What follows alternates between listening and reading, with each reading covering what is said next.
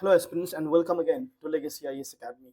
In this lecture, we will be analyzing the Sociology optional paper 1 of 2025 mains. So yes, the mains paper has been concluded, so as the optionals which play an integral part.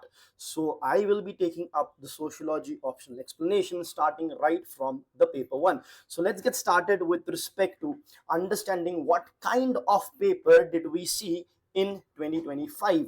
So let's be specific with respect to paper 1, as we will be dealing with it in this lecture.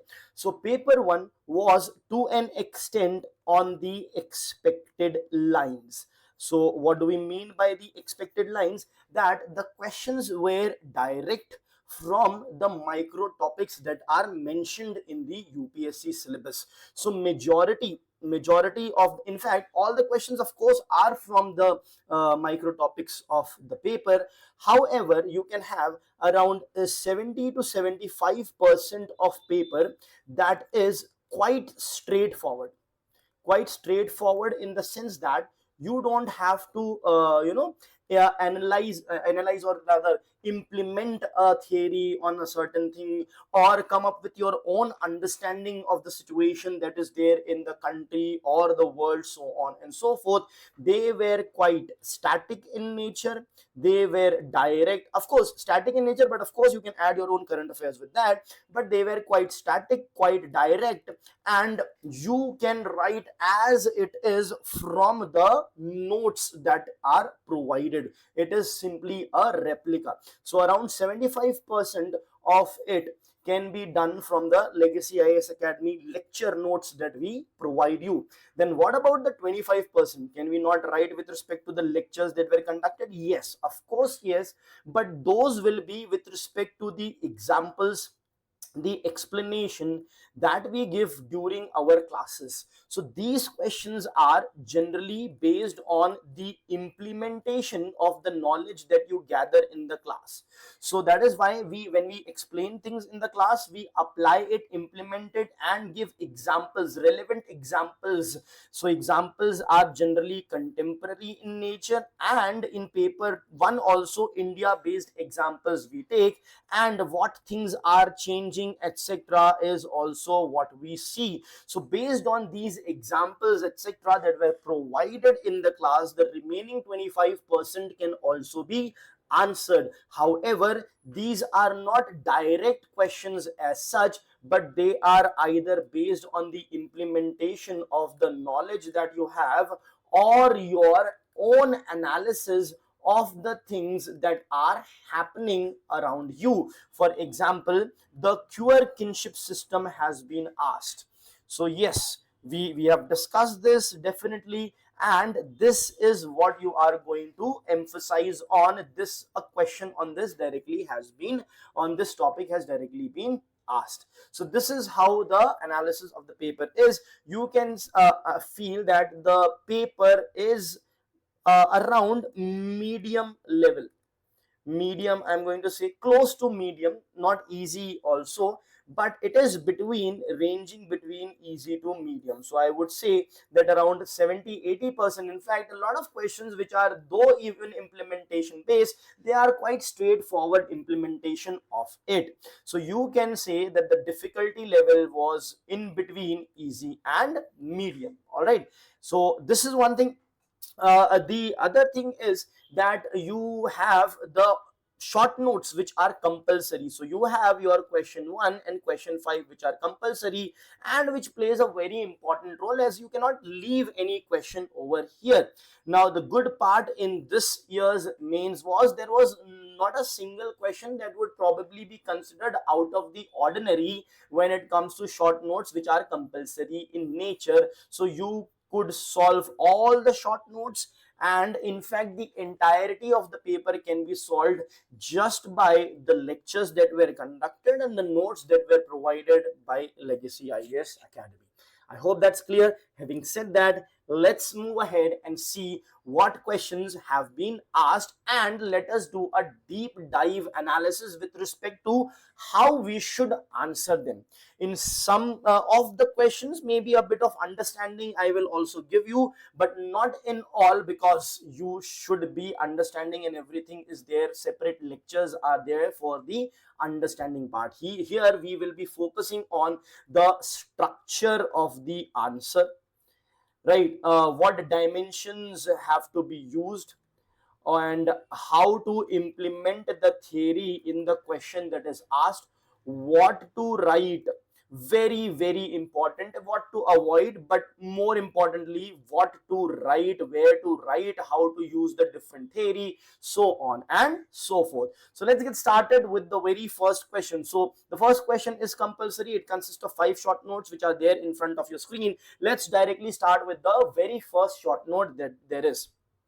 So the first short note, again very straightforward. In your unit 1, this question is coming from your unit 1. You have unit 1, that is sociology. Sociology, the discipline. Now in sociology, the discipline, unit 1, you have basically 3 subparts. First is related to modernity and the social changes in Europe and the emergence of sociology. Second is comparison of sociology with the different social, with other social sciences.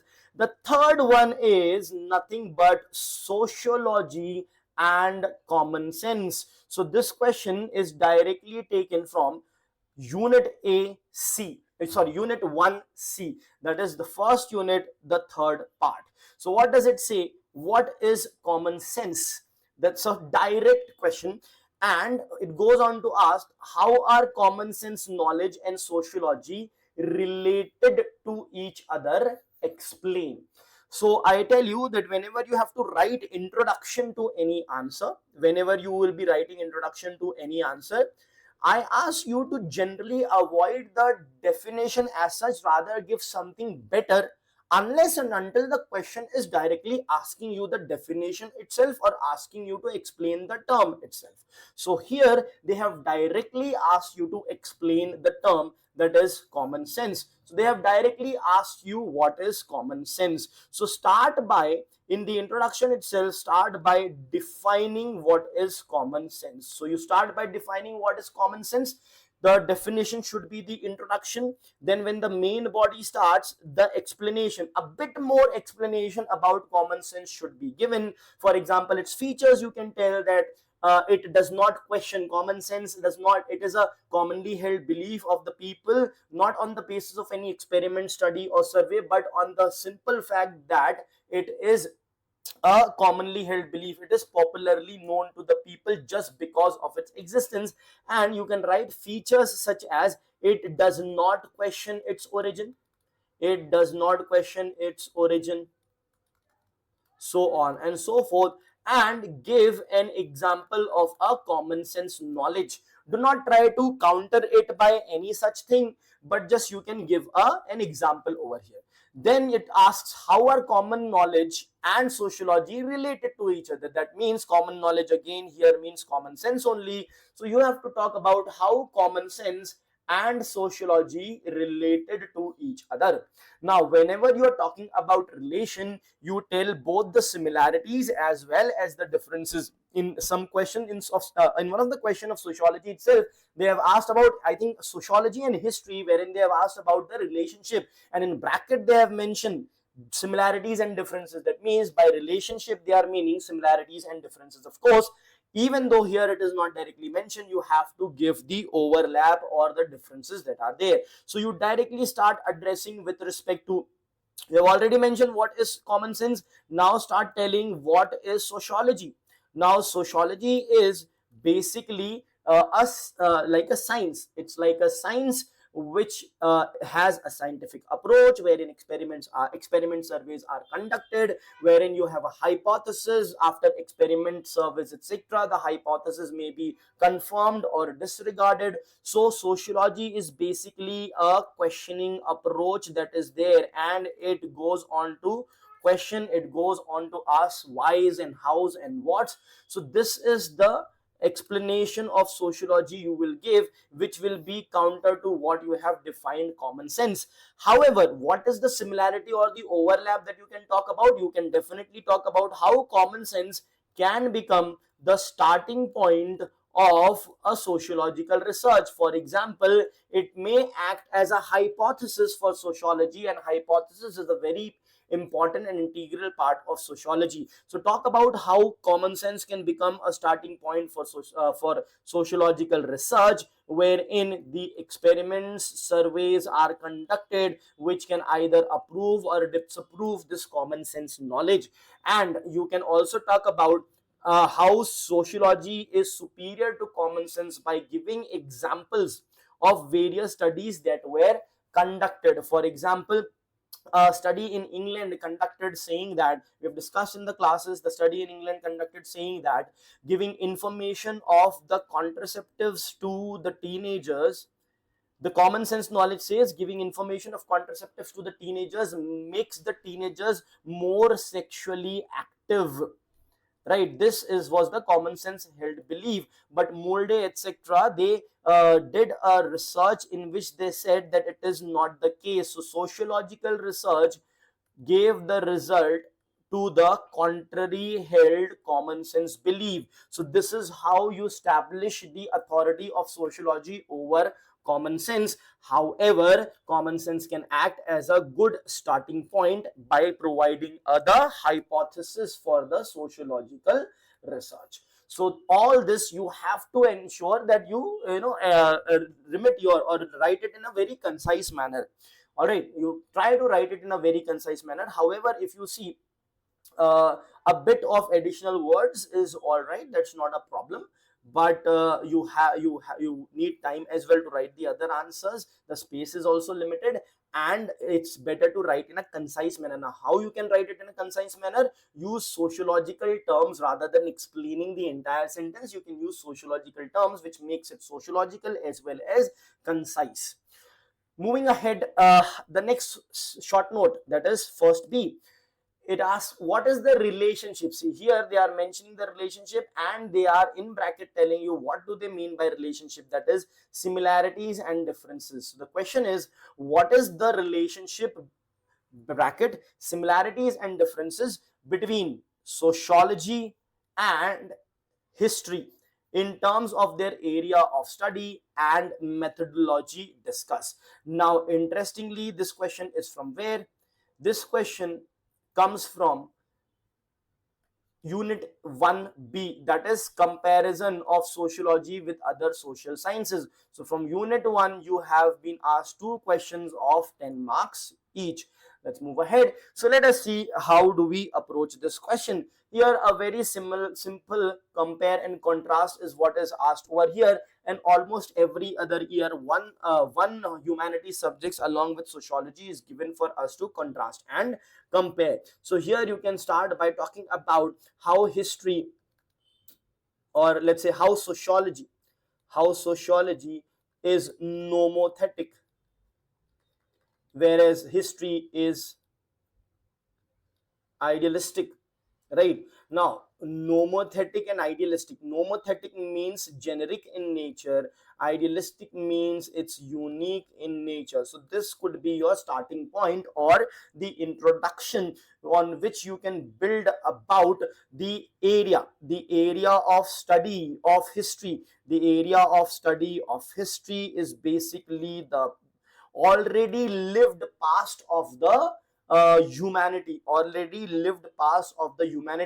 Whereas what is the area of study of sociology? Sociology tries to understand the why of it. This is going to be methodology, this is going to be very factual in nature, this is going to provide the reasoning behind why these things have happened. So you talk about the historical area of study, then sociological area of study, then you talk about history's methodology and sociology's methodology. And before concluding, please mention about how they both help each other, how sociologists use the historical data and historians also rely on the data that is provided by sociologists. You can talk about historical materialism of Karl Marx over here, wherein what is Marx doing? marks, the historical facts are available with us as to what has happened in the primitive society, the slave society, the feudal society, so on and so forth. So Marx uses that historical data and gives reasoning for that in his sociological research. This is how the two subjects combine to give to enrich the field of study of sociology. So this is how you could approach this particular question. Let's move ahead. Next, what is variable in social research? Question mark. Very direct question again. What are the different types of variable? Elaborate. Now you have in sociology your unit 3, which is about research methodology. So this is a direct question of research methodology in short note form. There is another 20 marker question on research methodology. I have always told that research methodology topic is very important. Don't leave it. What happens is in many coaching classes, research methodology, the entire unit is left considering or thinking that it is very factual, objective in nature. Just providing the notes will be enough. Yes, for these kind of questions it can be enough, but you are going for coaching, right? So even that needs to be explained to you, so that at times if you forget something, your understanding helps you write the answer. That's point number 1. Point number 2, a lot of application and implementation based questions have started coming in research methodology, and a certain 20 mark question is to an extent guaranteed from research methodology. This year also there is one question in short note or 10 marker will come, and 20 marker question will come from research methodology. So around 20-30 marks do come from research methodology. And in some of the questions, if you find it difficult, it is good to you are not able to write, so research methodology 20 marker can help. You can do that question which consists of research methodology question. So never leave this particular topic. Very easy topic, easy to implement as well, and important as well, plays a very crucial role. So let's see what are variables. Of course, variables are things which can take multiple roles, dynamic values, changing values. So basically they can take changing values, dynamic values. That is what variable. Again, introduction will start by defining the term that is variable in the social research. Now, what are the different types of variables? So when you talk about, when you're talking about the definition of variable, define it and write a couple of features of it. At the same time, give an example of a variable, right? So you can give an hypothesis in which one of the variable is your example. For example, the impact of let's say education level on income of a person, or on per capita income. Effect of education level on income, right? So income here is going to be the variable, and with the changing education level, the income is going to change. That is your simple example. Now when you talk about the types of variable, there are of course different types. You have your independent variable. Independent variable means the variable which is independent of the other factors. Then you have the dependent variable, so you'll write the dependent variable. Then you have your qualitative variable, and you have your quantitative variable, so on and so forth. So these things you have to mention one line what they are with a single feature, and give an example. Mention what they are with a feature and give an example. If you talk about qualitative, these are basically based on ascription. You have your caste, you have your sex or gender, you may talk about so that is your qualitative. Then quantitative, about age, etc., qualification, then can be quantitative variable. Then you have independent and dependent. In all of them, make sure this is like an example. So make sure that you give example in all of them. So these are the different types. When you conclude it by giving the importance of these variables in sociological research. I hope that's clear. Again, very straightforward, directly from unit 3, no implementation application required, a direct question from the notes. Let's move ahead. Now this is an application based question, but if you have come to the class regularly, watch the videos, you can easily apply Merton's reference group theory. So what is the question? Can Merton's reference group theory be relevant in understanding identity making in the digital world? Yes, absolutely. The objective answer here is yes. So we should for this know Merton's reference group theory, and this reference group theory is directly mentioned in your, so in your unit 4, the fifth sociological thinker is R.K. Merton, and one of his theory is the reference group theory. So again, it's directly from the notes, it's directly from the class, and we have also applied this in the current affairs, in the contemporary scenario, in the digital age, and so in digital age and social media we have discussed all that. That is exactly what is asked. Instead of social media, they have mentioned the digital world, which is almost the similar thing, right? So you need to for this of course know what is a reference group theory. Any serious aspirant will know that in a reference group theory you have different kinds of reference group. A comparison reference group with which you compare yourself as to where you are. There is an aspirational reference group with respect to which you compare, you dream, you aspire to belong to that particular group. So there are various types of reference group with which you refer yourself to or compare yourself to. So first, in the introduction, see here talking a bit about Merton's reference group theory becomes important, because that's how we will be linking that how it can be applied. So just give a brief of what is reference group theory and the different types of reference groups, and what it asks, can Merton's reference group theory be relevant in understanding in identity making in digital world? So don't write yes it can be, no it cannot be. Don't write it in objective manner. Through our paragraphs, explanation, sentences, we are going to explain that particular thing. So in brief mention it, and then talk about how in the digital world we can apply it. So whenever you use for example the social media, now when social media are there, you are looking at celebrities, celebs. Now celebrities not just in the field of movies etc, but sports celebrities, this that everything. This can become your aspirational reference group. Then you have your peer groups are also there, your friends etc, this is your comparison group. Then you find certain people who with whom you want to have the exclusion group, wherein you don't want to be a part of it. So like this, mention the various groups that are present on the digital media as well as a result, and that is going to affect your psyche, your psychology, your well-being. It is going to put a stress in impact on your brain. It can be positive, negative, as a result of which yes, the theory works here as well. In fact, since you have basically the different algorithms that are working for example in YouTube etc, wherein when you see one kind of content, it basically bombards you with similar contents over and over again, thus exaggerates this comparison that is happening in the practical real world scenario. You might see a single reference group, so on and so forth, in a day or two, but here in a day you are seeing tens of different reference group. Hence the amplification of the impact is way higher than in the practical sense.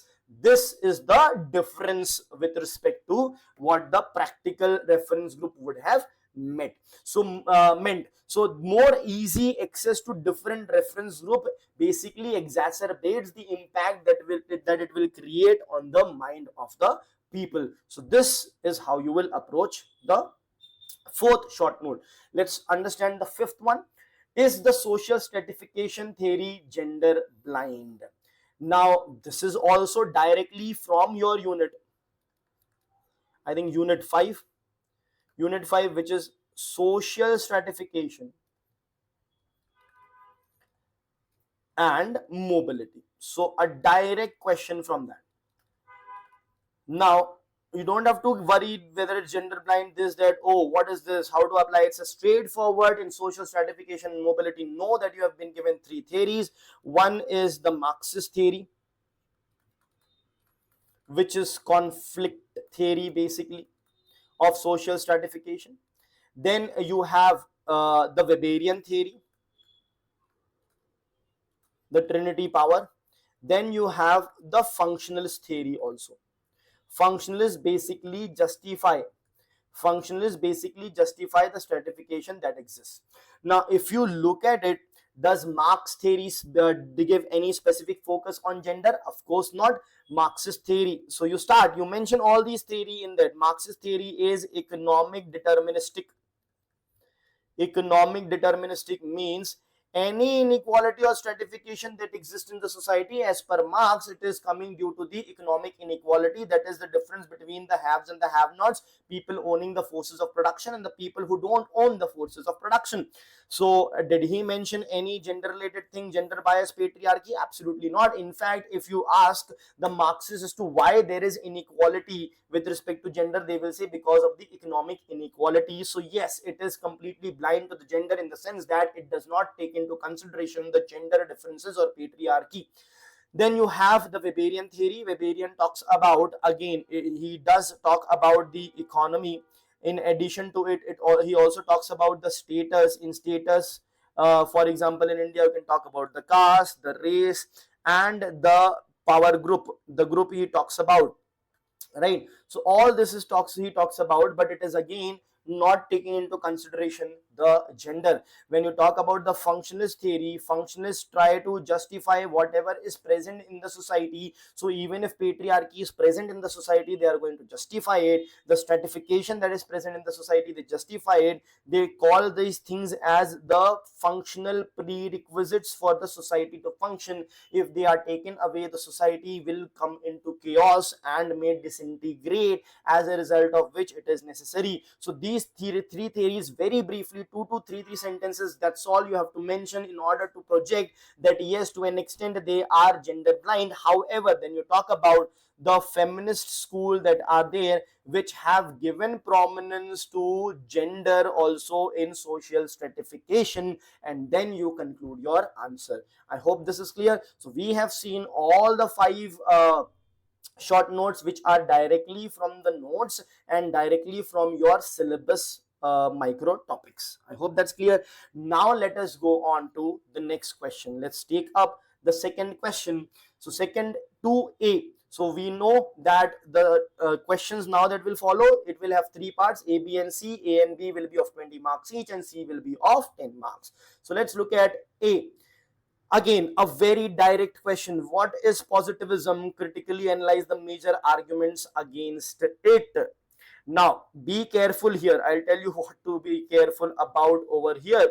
See, first let's understand where it is coming from. You have your unit 2. Unit 2 consists of sociology as science, and under sociology as science you have positivism and its critique. Positivism and its critique. So this is where it is coming from. I hope that is clear. So again, a direct micro topic has been picked up and asked directly. It's very direct. The first part is so direct. What is positivism? Right? Now, what I asked you to be very careful about is the fact that it asks us to critically analyze the major arguments against it. It's not asking you to critically analyze positivism. It is asking you to critically analyze the major arguments that are against it. So there are certain non-positivist theories,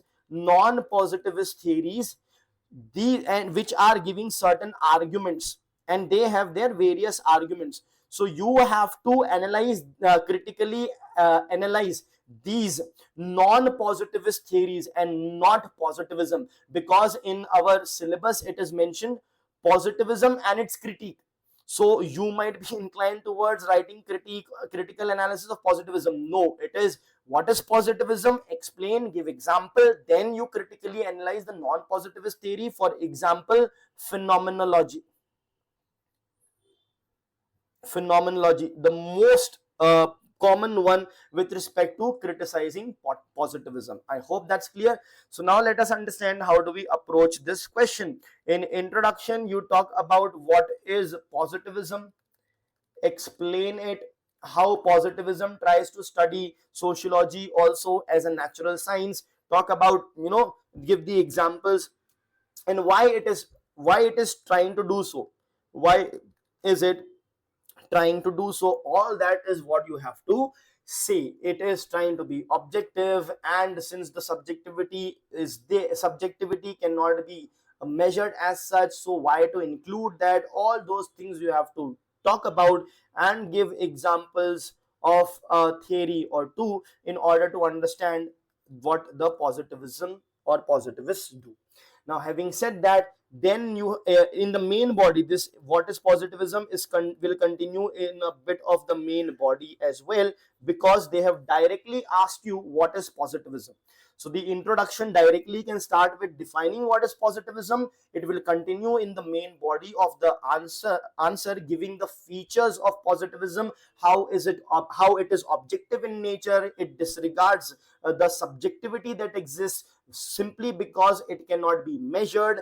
Give example of positivist theorists and positive theory as well. You can talk about Auguste Comte over here. You can in fact also talk about Karl Marx, who is also considered to be positivist and economic determinist. So this is going to answer your first part, that is what is positivism. Now in a 20-mark question, this is just probably 4 or 5 marks worth of question. The second part is the main one, which asks us to critically analyze. What does it ask us to critically analyze positivism? No, critically analyze the major arguments against it. So then you will have to in the main body talk about the various major arguments that are there. So take 4 or 5 major arguments, and you can take the theories as well, for example phenomenology, and write their arguments and critically analyze those arguments, right? Critically analyze those arguments. This will be the major part of your answer. Now in conclusion, what will you talk about in conclusion?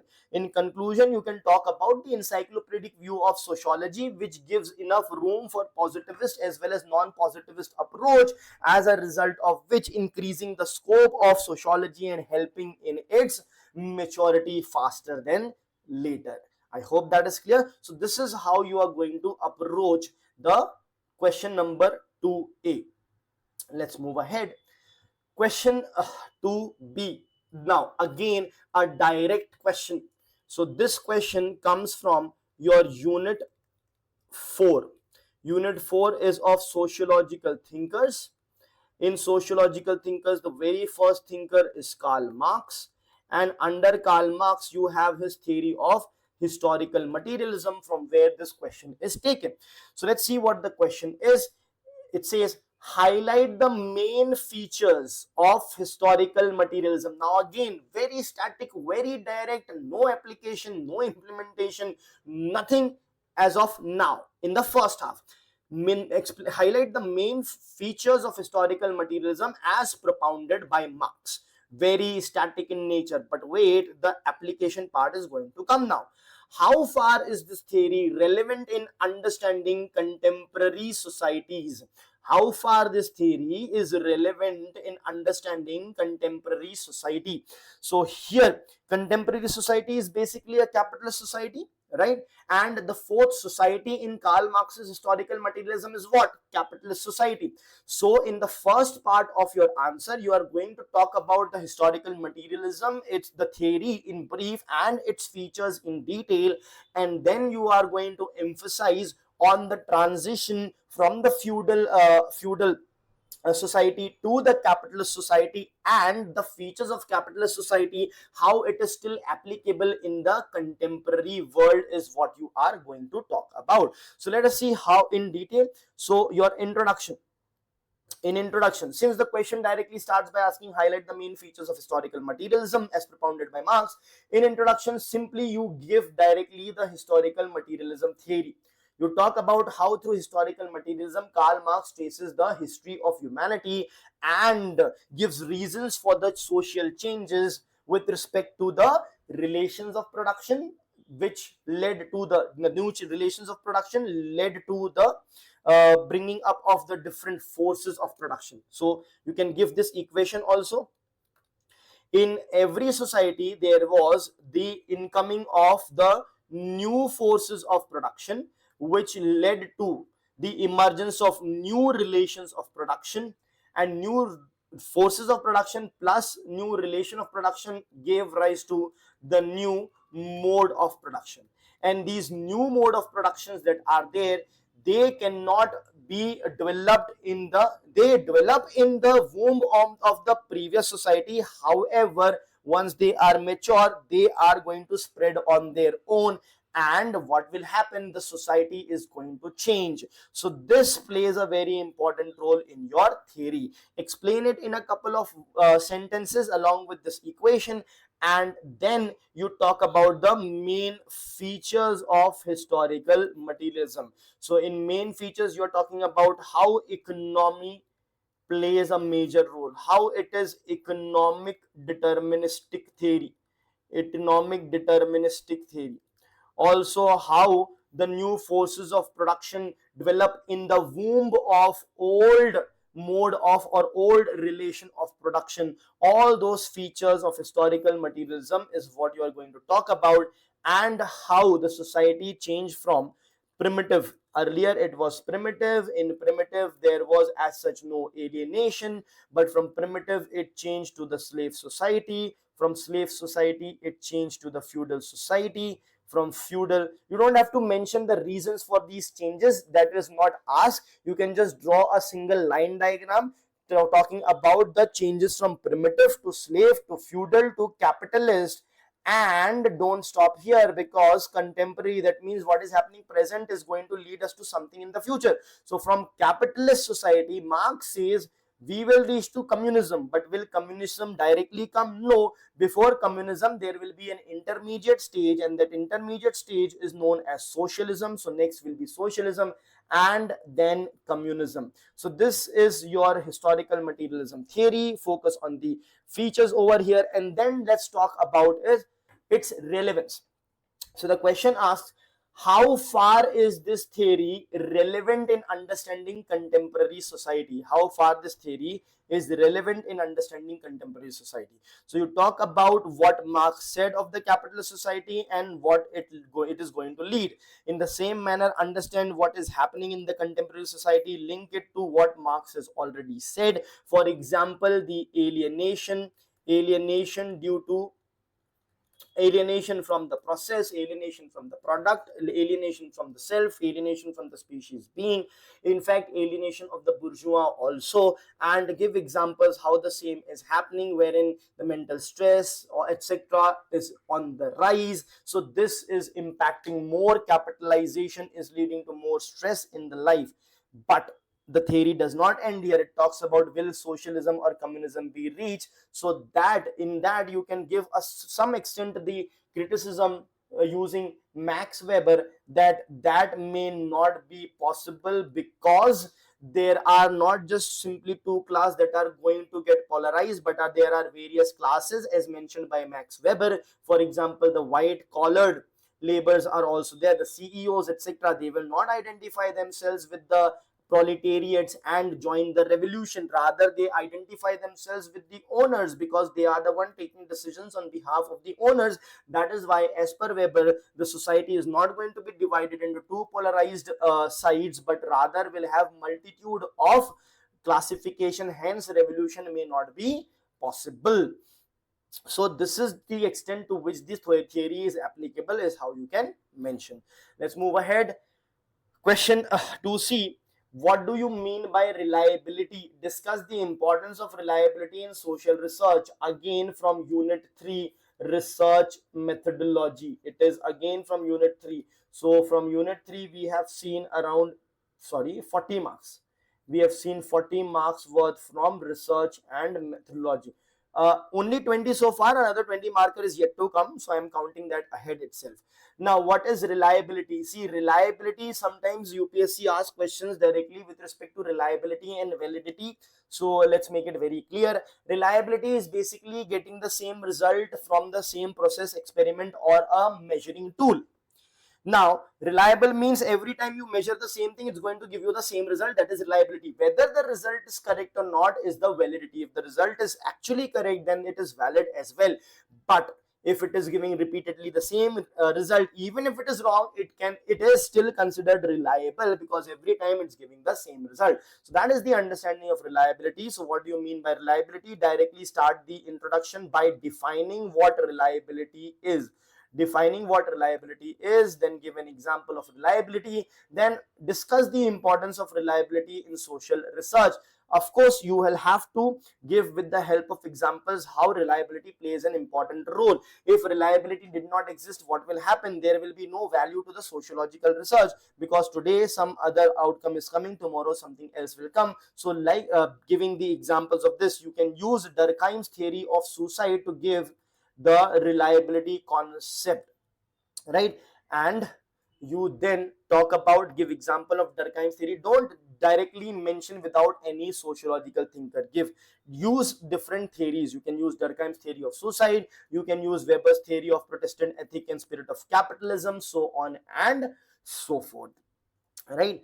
This is a 10 marker, so I just in brief you have to explain and conclude your answer. Conclusion, you can talk about reliability along with validity makes the sociological research foolproof, something like that you can end it. Let's move on to question number 3. Compare capability deprivation approach with that of social deprivation in understanding chronic poverty. Now, this is quite interesting in the sense that you have two different kinds of approach.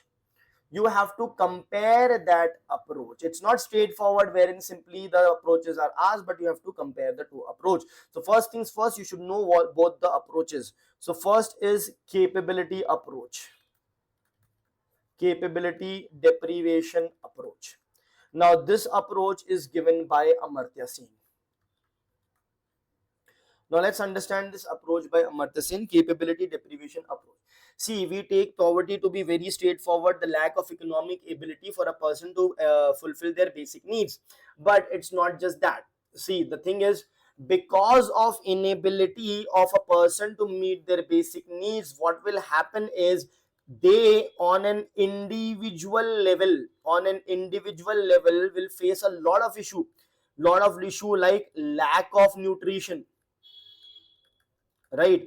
Lack of education, lack of skill development, lack of health facilities, right? Lack of proper ambient environment nurturing, drinking water supply, sanitation, communicable diseases. All these things are emanating from the poverty, which is making them further incapable, right? Someone who is not poor will be getting proper nutrition, proper education, health and all, everything will be proper, so they will develop better, they will be more capable, everything else remaining constant, they will become more capable, whereas someone who has seen the poverty would be less capable because of these factors. So this also plays an important role. This is the capability approach. Now the other is the social capital deprivation approach. Social capital. Now what is social capital? See, for example, someone who's poor, what is social capital here? We are talking about the groups, the networking. Weber talks about the power of a group. If you are belonging to a strong group, political group, pressure group, or union, trade union, etc., so on and so forth, you will get some power from there. Now someone who's poor is just daily wage laborer or does not even have any job. What kind of a network they will have? They will not have much of a network of society, social support, etc., will not exist. So that is why this will also keep them in poverty. Now what is the difference between the two approach? The capability approach is individualistic in nature, the social capital approach is social in nature with respect to the entire society. So these are the two approaches and this is how they differ with each other. Now further is it's asking compare these two in understanding chronic poverty. So this is how first you talk about this approach and how it leads to poverty, then you talk about the social capital approach and how it leads to poverty, what similarities are there and the differences. That is, this is based on the individual health psyche, this is on the social support, social exclusion parameter. So this is how you are going to approach the question 3a. Let's move ahead. Are pressure groups a threat to our necessary element of democracy? Explain with suitable illustrations. So they have asked, are they a threat? So you first start by talking about the pressure groups and give examples, of the same. Then you talk about the positives of the pressure group, how it leads to increased democratic participation, participative elections, so on and so forth. So increases the participation in election, democratic process, creates more awareness, give voices to the people, a rallying cry, so on and so forth. So it plays a strong role in strengthening of the democracy.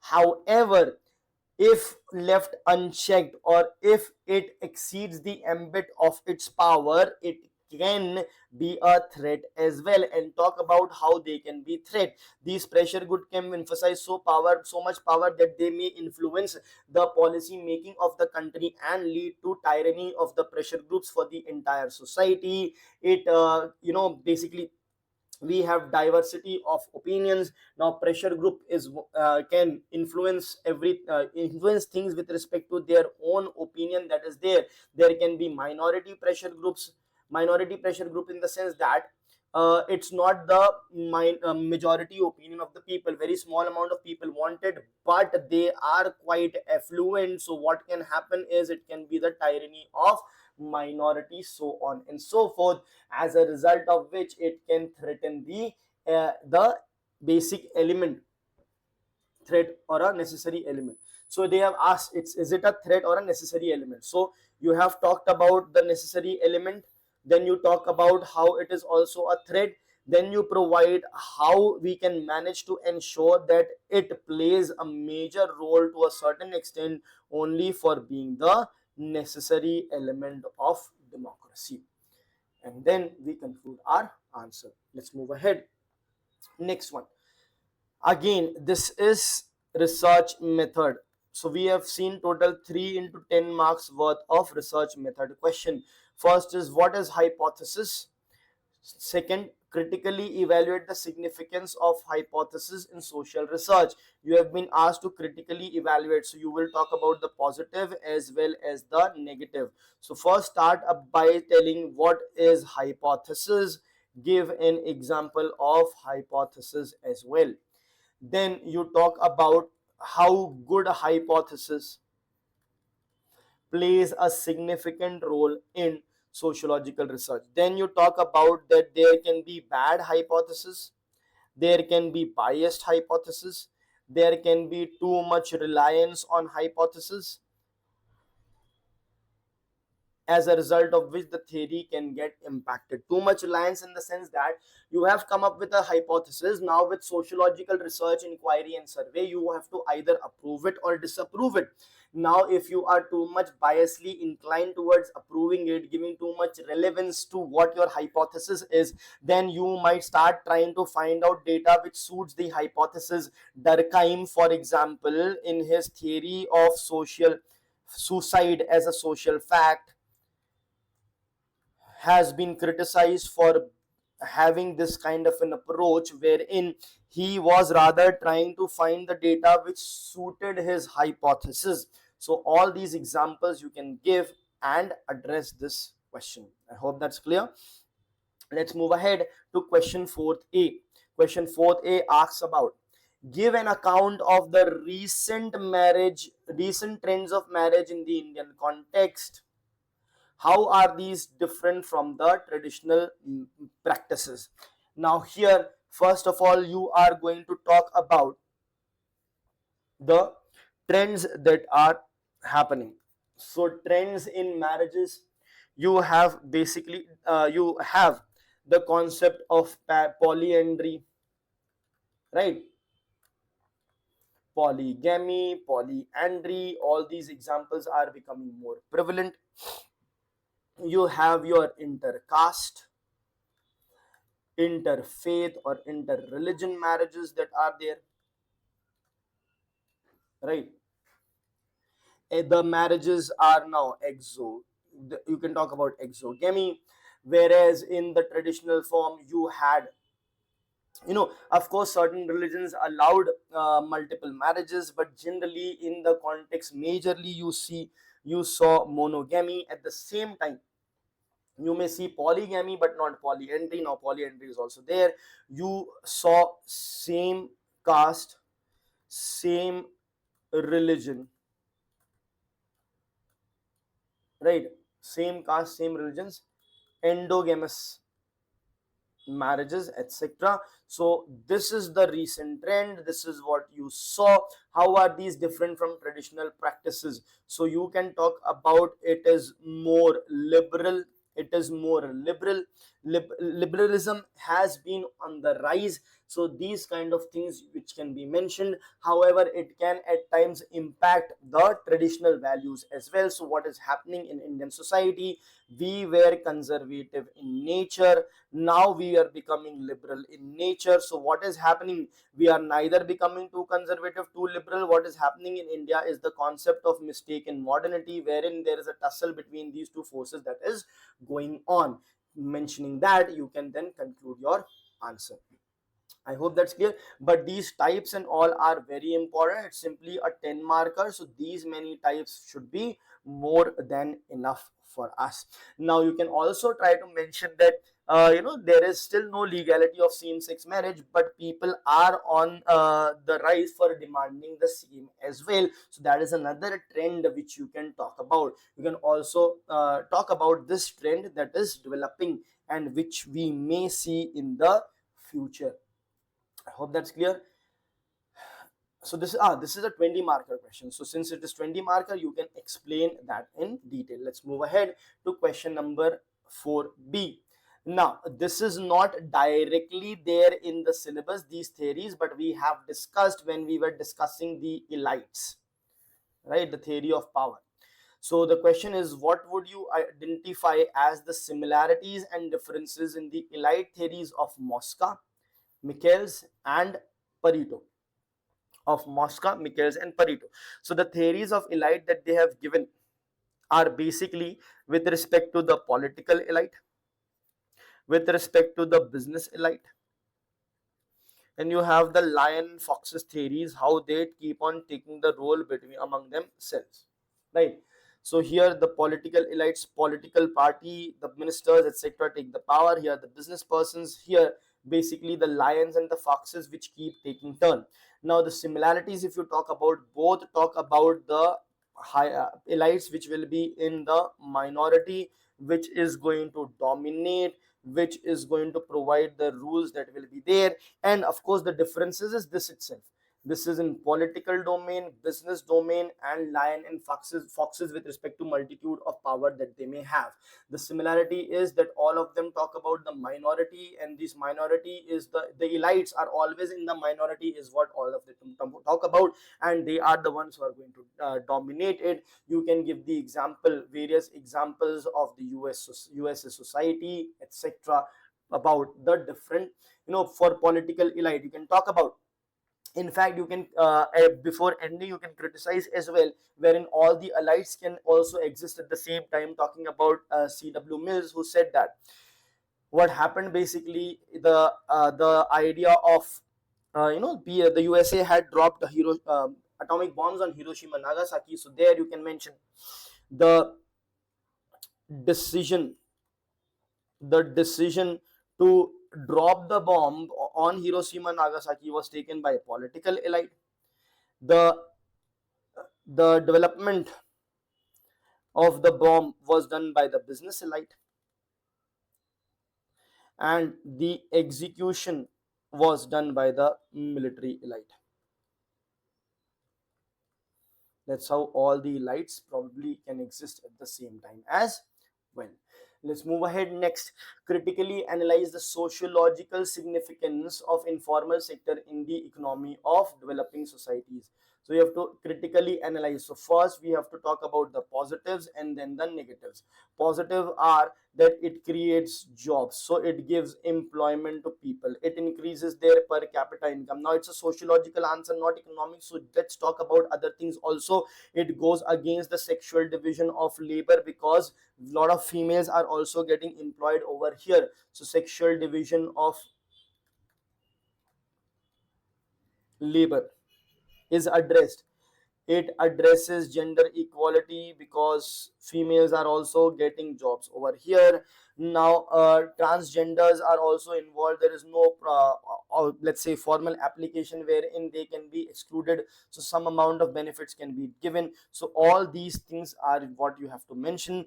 But analyze the sociological significance. The negative thing would be there is no security of tenure, right? There is no security of tenure, there is no reservation etc over here, which will mandate people to have females etc. So there can be a double jeopardy for the females, for the transgenders etc. All those are the negative externalities. And then you conclude by saying that you can talk about the informal sector could be transformed into a formal sector by incentivizing in order to reap the higher benefits.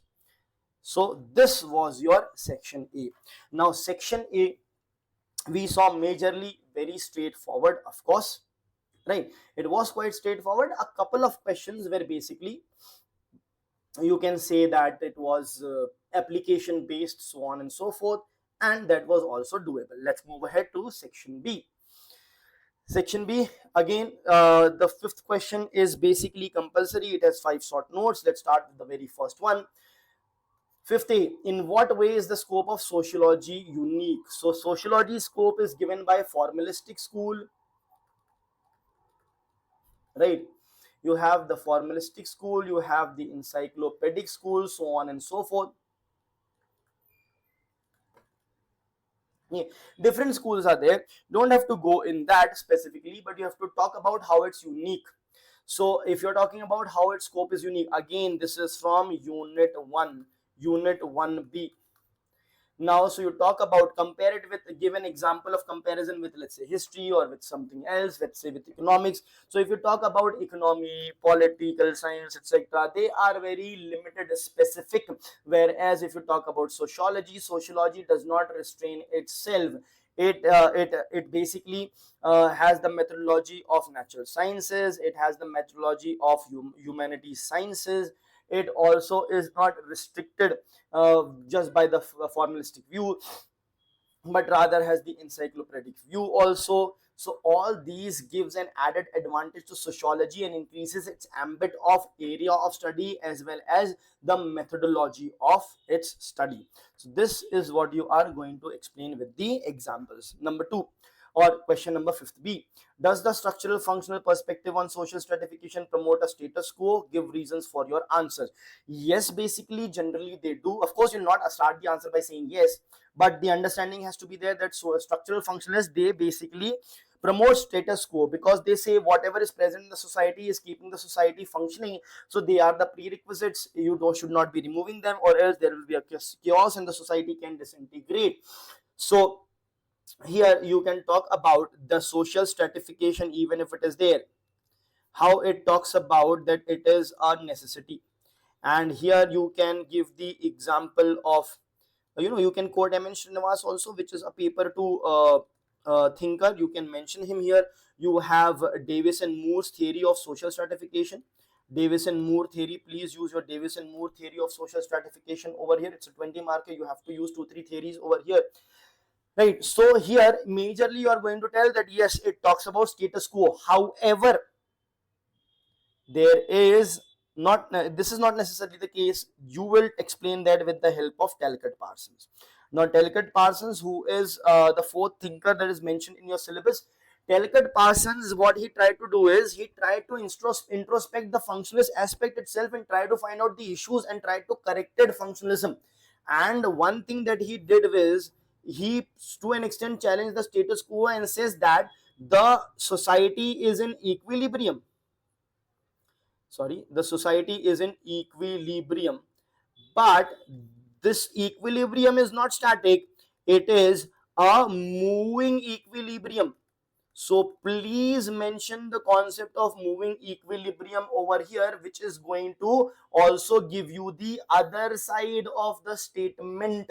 Many people may completely agree and move ahead, but please talk about Talcott Parson, who himself was a functionalist, try to find out the issues with functionalist theories and try to give solution, and mention that society is in moving equilibrium, which means it is dynamic and it is changing. This you have to use and conclude your answer. It's a 10 marker, so be concise. C. Do you think formal workspaces are free of gender bias? Argue your point. Of course, they are not, right? But they are to an extent be more free as compared to the informal. So let's talk about it. So you talk about in the introduction, don't just define what is formal workspace, just talk about formal workspace has rules, regulations, laws. Example, the you have the she box, wherein anonymous complaint, sexual harassment at workplace, this, that, all those things are taken care, as a result of which the gender bias, right, gender bias, and they have to have a transparent system mechanism of incentives, promotion, etc., as a result of which lowering the degree of gender bias. And then give the example: transparency, accountability, good governance, the various acts that they have to follow. However, they are not devoid of their own gender bias. Example, you mentioned the glass ceiling that is there. You mention the some data, if you have the percentage of CEOs who are female, so on and so forth, and then conclude your answer. I hope that's clear. Let's move ahead. How does Weber's Verstehen address the objectivity subjectivity debate in sociology? So what is this objectivity subjectivity debate? The debate is, we know that sociology is subjective in nature, right? Now, for basically the positivists try to study sociology objectively, so they disregard subjectivity completely. Should we disregard it? Absolutely not, or absolutely yes. You cannot say that. So you might either be disregarding subjectivity or not. If you disregard subjectivity, you are positivist. If you don't, you are a non-positivist. Now that is one part of the debate. The second is, you want to be objective, but if you are objective, you are disregarding subjectivity, which plays a very important role in sociological research. The third aspect is, can you ever be completely objective? Weber says you cannot. There will always be inherent bias, because see, when you talk about subjectivity, biasness, etc., the idea is even the topic of your research can be biased, right? So complete objectivity cannot be achieved, but to an extent it is possible. Now how that is possible? To talk about it, Weber talks about the Verstehen approach, wherein you have to keep yourself in someone else's shoes and then understand what they are actually saying in order to have a better understanding. So first, in this answer, in the intro, start about Verstehen. What is Verstehen? Example, how does it help? And then in the main body, continue about talking about its process, its features, and how does it help in addressing the objectivity and subjectivity debate. All right, so let's move ahead to the next question. Here we will analyze the question E of question 5th. So here this is basically the short note. Short note says, to what extent can education and skill development be an agent of social change? Agent of social change, critically analyze. That means you have to give both the sides. Now education as an agent of social change is directly mentioned in your syllabus, and this question is directly from that part. So you are going to first talk about how education and skill development can be agents of social change, and then talk about its positives. How can they bring about upward social mobility? Upward social mobility. And the lack of it can also bring downward social mobility. So you mention all this, This will be the positive side of it.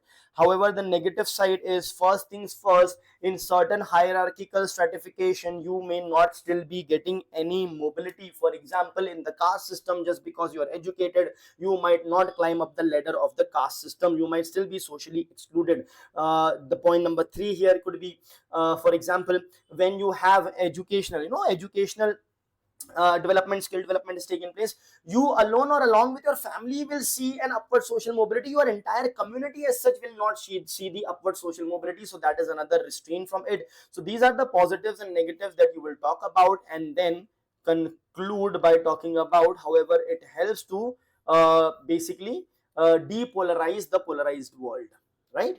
Let's move ahead. Question 6A.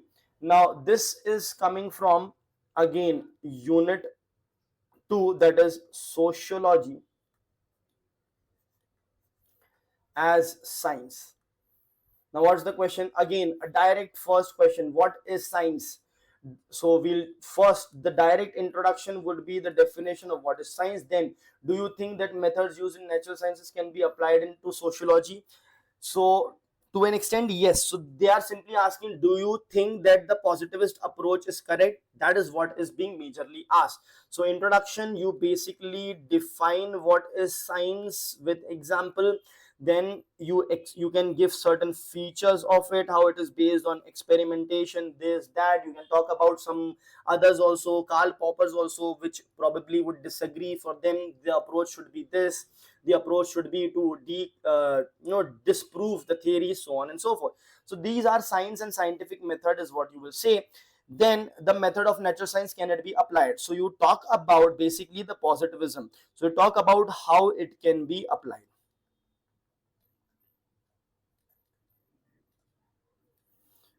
So basically you are agreeing using positivism. The majority of your answer needs to be this. The later end of the answer should be the critique of this. And to critique this, use the help of phenomenology. And then while concluding, talk about both of them combined together can yield better results. Let's move ahead. Question 6B. What do you understand by gender-based domestic division of labor? Here they are basically talking about sexual division of labor. You have a specific topic named sexual division of labor. It's a direct question from there. So you first class tell what is sexual division of labor. Then, is it undergoing a change in the wake of increasing participation of women in formal employment? Clarify your answer. Now, I've discussed this many a times in the class, that now what is happening, more and more females are getting educated, skilled, and their percentage in the labor force participation is increasing, and hence in the workforce participation their percentage is increasing. So more and more are doing job. Now to some extent this is helping them to address their basic needs, be independent, so on and so forth. They can hire workers, laborers, maids to do their job. But at the same time, whatever job, if they are not capable enough, financial enough in their household to hire a maid, so still the household job is done by the female only, or whatever the household job is left by is done by the female only. So we will to an extent agree that yes, it is helping in the change, because females are more independent. You use Marx talking about, when Marx is saying economic determinism, now females are having more economic power. So what is happening is that they can take decisions, hire maid, do the jobs easily, so on and so forth. So sexual division of labor is changing, and in certain extent, when the female is having a longer hours, the male might do the household chores to some extent. However, then you still talk about the patriarchy which still exists, and give examples that even after that the women might face double whammy, wherein they are doing the work of breadwinning as well as the household work. So both the sides you are going to tell in this answer. Let's move ahead. How can you assess the significance of social movements in digital era? How can you assess the significance of social movement in digital era? So in digital era, what is happening to the social movement? So in your introduction can talk about the changes that are happening in the social movements due to in the digital era. And then you talk about its significance. So significance is what? Now the movement can be rapid, it can grow within within a day, within hours, within seconds, things can go viral. So significance is the rapid mobilization. It makes the rapid mobilization possible. Now since it's online, it can also be decentralized. There can be decentralization, decentralized authority, decentralized power. Its ambit is not restricted. It can have a wider scope, a wider reach. It can have the empathy of the worldwide audience, so on and so forth. So all these things can be mentioned. I hope that's clear. So this is how we can assess in the digital age. You can talk about the flip side as well. Since it's so rapid, without proper due process or understanding, certain things can go viral and can be a huge repercussion on certain society, certain community, or the people. Let's move ahead to this question number 7th A. What is sampling? Now this is the 20-mark question that I was saying. So 40 mark had already been asked plus 20 marks. So a total of 16 marks have been asked from research and methodology. Huge amount of weightage. What is sampling in the context of social research? So your introduction is directly going to start through sampling. What is sampling? And then you are asked to discuss different forms of sampling with the relevant advantages and disadvantages. Then you talk about different types of sampling. You have probability sampling.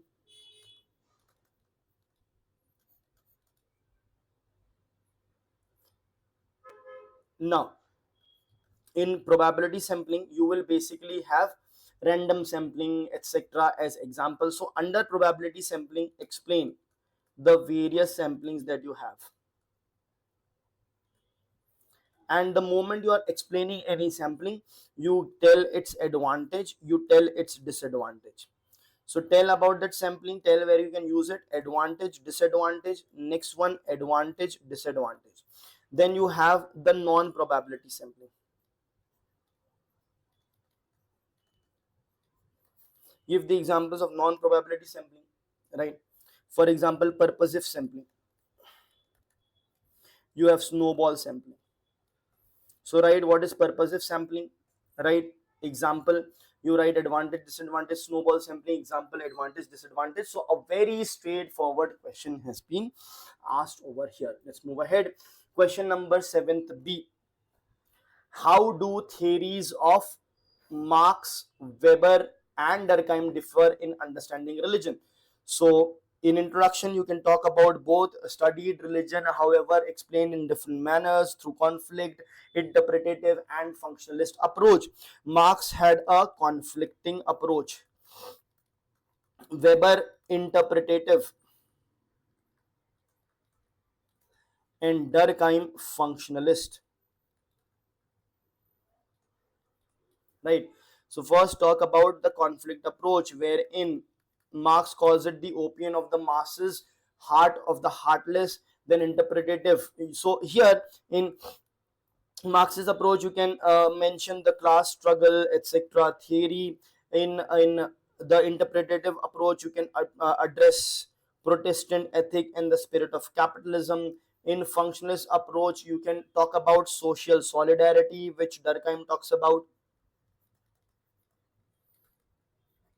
Right. So this is how does theory of Marx, Weber, and Durkheim differ in understanding religion. So this is how they are understanding the religion separately. So mention this and this in detail in order to answer this question. Your conclusion can talk about how these different theories have added so much onto basically the study of religion in sociology. Let's move ahead. What is the nature of relationship between science and religion in the modern society? So science and religion can have both type of functionalist as well as conflict relationship among themselves. Analyze with suitable example. So you talk about here first science plus religion, how they go hand in hand, and science plus religion, how they can be counter to each other, right? So give examples over here, give examples over here, and you can talk about how they both, when studied in different manners, can give a synergy to the study of sociology. So this is how your approach should be with respect to science and religion in modern society. Your example should be with respect to the modern society. Let's move ahead.